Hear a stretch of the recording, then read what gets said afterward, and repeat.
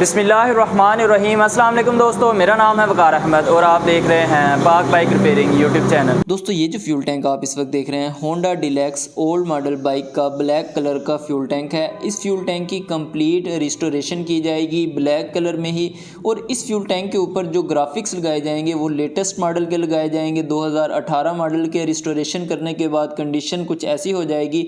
सारे का सारा प्रोसेस आपके साथ शेयर किया जाएगा कि सबसे पहला प्रोसेस क्या होता है, इस बाइक पे स्टिकर कैसे लगाना है, पेंट कैसे लगाना है, कौन सा पेंट किस कंपनी का, थिनर कितना मिक्स करना है, एक एक चीज़ की डिटेल आपके साथ शेयर की जाएगी, ताकि अगर आप ख़ुद भी इस तरह का फ्यूल टैंक की रिस्टोरेशन करना चाहें तो आप ख़ुद भी कर सकते हैं। अगर आप ख़ुद नहीं करना चाह रहे, इवन आपको ये तो पता हो कि हमने फ्यूल टैंक की रिस्टोरेशन करवानी कैसे है। इस फ्यूल टैंक के साइड कवर्स और जो सीट कॉल है वो भी हम तैयार करेंगे आपके सामने, और सारी की सारी डिटेल आपके साथ शेयर करेंगे। अब सबसे पहला जो प्रोसेस होगा, फ्यूल टैंक के ऊपर से आपने मोनोग्राम्स जो हैं वो उतार लेने हैं।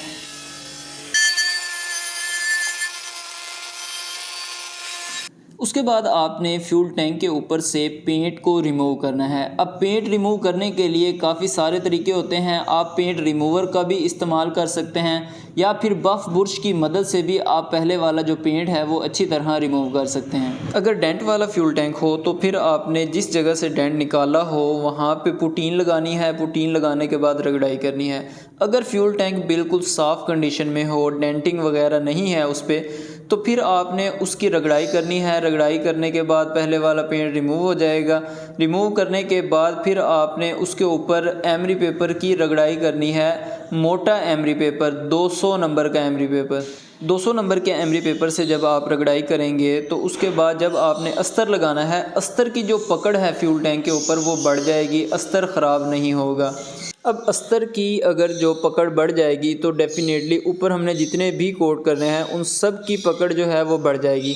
अब बेसिकली इसको बेस कोट भी कहते हैं और अस्तर भी कहते हैं। सबसे पहला जो कोट होगा किसी भी फ्यूल टैंक के ऊपर आपने अस्तर का ही करना है।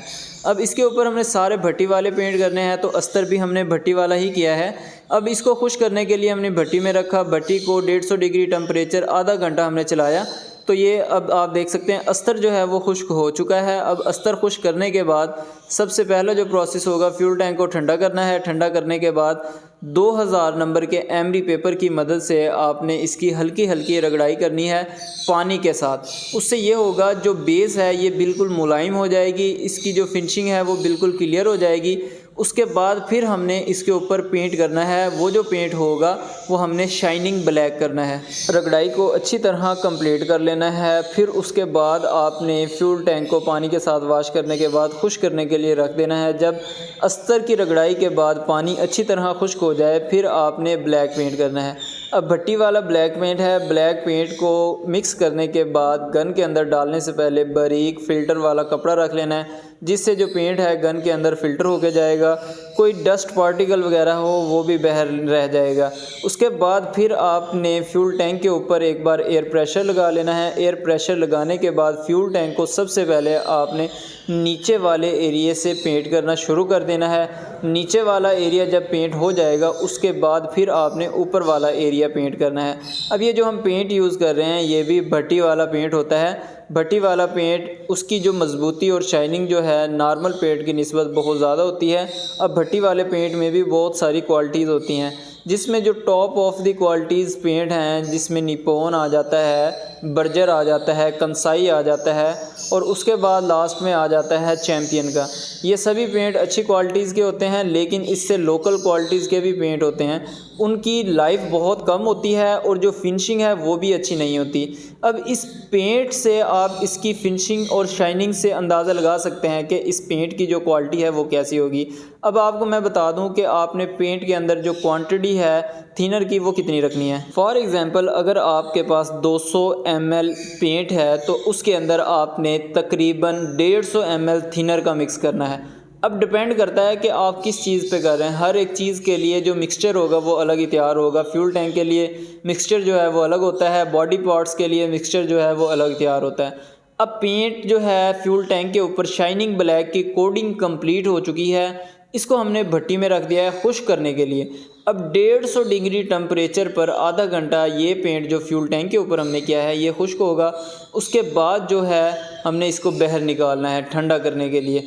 अब बारी आ जाती है साइड कवर्स को पेंट करने की। अब साइड कवर जो हैं वो हमने न्यू डाले हैं इस बाइक के। अब कोरे साइड कवर्स को सबसे पहले हमने अंदर से पेंट कर लेना है। जब अंदर से आप पेंट कर लें तो उसके बाद आपने बाहर से पेंट करना है। अब जिस जगह पे लॉक फिक्स होता है डीलक्स का, वो जो एरिया होता है वो शाइनिंग ब्लैक नहीं होता बल्कि मैट ब्लैक होता है। उस एरिया को हमने छोड़ देना है। जिस एरिया पे शाइनिंग ब्लैक होगा उस एरिया को हमने पेंट करना है और पेंट करने के बाद इसको भट्टी के अंदर रख देना है। अब प्लास्टिक पार्ट्स जो होते हैं बेसिकली इनको ABS पार्ट्स कहते हैं। ABS पार्ट्स के लिए जो पेंट होता है वो PU पेंट होता है ताकि वो लो डिग्री टेम्परेचर पर खुश्क हो जाए। अब या फिर आप उसी पेंट के अंदर ABS कन्वर्टर मिक्स करेंगे तो वो भी क्लियर हो जाएगा, फिर भी जल्दी खुश्क हो जाएगा। अब आप इस फ्यूल टैंक की शाइनिंग चेक करें। अब ये खुश्क हो चुका है फ्यूल टैंक, भट्टी के अंदर शाइनिंग बहुत ही ज़बरदस्त आई है। अब फिर हमने इसकी जो है 2000 नंबर के एमरी पेपर के साथ रगड़ाई की है। रगड़ाई करने के बाद अभी बारी आ जाती है इसको स्टिकर लगाने की। ये जो स्टिकर आप देख रहे हैं डीलक्स 2018 मॉडल लास्ट एडिशन जो आया था डीलक्स का, ये वो वाला स्टिकर है। इसके बाद जो स्टिकर आने बंद हो चुके थे, यानी कि ये मॉडल आना बंद हो चुका था तो लास्ट स्टिकर यही है। अब डीलक्स के स्टिकर्स के अंदर मुकम्मल किट होती है जिसमें दोनों साइड कवर्स, टैंकी की दोनों साइडें, सीट कॉल और वाइज़र मुकम्मल सेट होता है। हर एक चीज़ का स्टिकर होता है। अब पेंट करने के बाद हमने इस फ्यूल टैंक को रफ़ किया है, आप देख सकते हैं। अभी आपको लग रहा होगा कि शाइनिंग तो है वो मध्यम हो चुकी है, लेकिन जब हमने इसके ऊपर वार्निश लगानी है, लैकर लगाना है, तो शाइनिंग आप देखेंगे पहले से ज़्यादा होगी। तो स्टिकर लगाने के बाद आपने लैकर या वार्निश लगाना है। स्टिकर को आपने एक बार अच्छे तरीके से चेक कर लेना है। जिस जगह पे स्टिकर बिल्कुल पूरा उतर रहा हो, फिक्स बिल्कुल सही हो रहा हो, वहाँ से आपने लगाना शुरू कर देना है। अब आप देखेंगे जो हम स्टिकर लगा रहे हैं किसी भी वेपर की मदद से नहीं लगा रहे, बल्कि सिर्फ़ और सिर्फ एक हीट गन का यूज़ करेंगे हम, वो भी जब ज़रूरत पेश आएगी। उसके बाद हमारे पास कुछ भी नहीं है, हमने हाथ की मदद से ही स्टिकर लगाना है और इंशाल्लाह एक भी बबल नहीं बनेगा स्टिकर के अंदर। 100% बिल्कुल सही स्टिकर लगेगा, आप देखेंगे। बहुत सारे दोस्त हमसे हमारी शॉप का एड्रेस पूछते हैं, तो हमारी शॉप का एड्रेस है Pak bike repairing centre, Darul Sakina road, Bahadur town, Chhang Sadar. अगर आप गूगल क्रोम पे सर्च करेंगे कि पाक bike repairing centre shop address, तो आपको हमारी शॉप की लोकेशन मिल जाएगी, जिससे बआसानी आप हमारी शॉप पे आ सकते हैं और अपनी बाइक का काम जो है वो करवा सकते हैं। अगर आप अपनी बाइक का फ्यूल टैंक वगैरह पेंट करवाना चाह रहे हैं तो वो आप हमारे पास भेज देंगे तो इंशाल्लाह वो भी हम आपको पेंट कर देंगे। स्टिकर आप देख सकते हैं अल्हम्दुलिल्लाह बिल्कुल सही तरीके से हमने दोनों साइडों के जो स्टिकर्स हैं वो लगा लिए हैं। अब इसका जो नेक्स्ट प्रोसेस होगा वो होगा लैकर का। अभी उससे पहले हमने जो है साइड कवर्स और सीट काउल के जो स्टिकर्स हैं वो लगा लेने हैं।